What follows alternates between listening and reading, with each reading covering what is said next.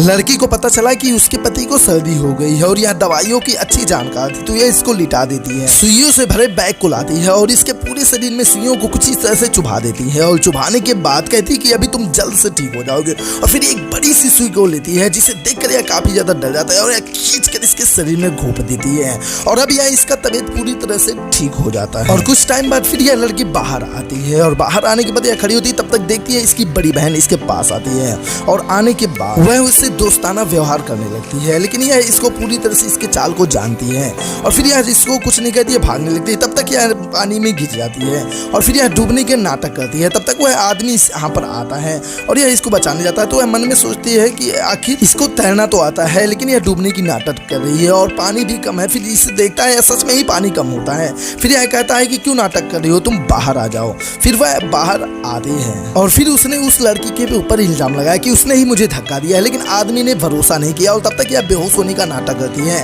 तो उस लड़की की बहन इसके पास आती है, इसको पकड़ लेती है और फिर इस लड़की की भाभी मन में सोचती है कि फ्यूचर में यह मेरे पति को छीन लेगी, जिसे जानकर यह तुरंत उसको छोड़कर वहां से भाग आती है और यह लड़की काफी ज्यादा बेहोश होने का नाटक करती है। तो वह लड़की इसके पास आती है, कुछ बदबू देने वाला पाउडर छिड़कती है और फिर उसके बाद ये लोग साइड हो जाते हैं और फिर उसके बाद यह बदबू देने लगता है, तो यह थोड़ा सा सहती है। फिर उसके बाद यह उठकर खड़ी हो जाती है और कहती है मैं तुम्हारा पीछा छोड़ूंगी नहीं मरते दम तक। और फिर यह कहकर यह यहाँ से चली जाती है और आगे का देखते हैं फिर नेक्स्ट पार्ट में।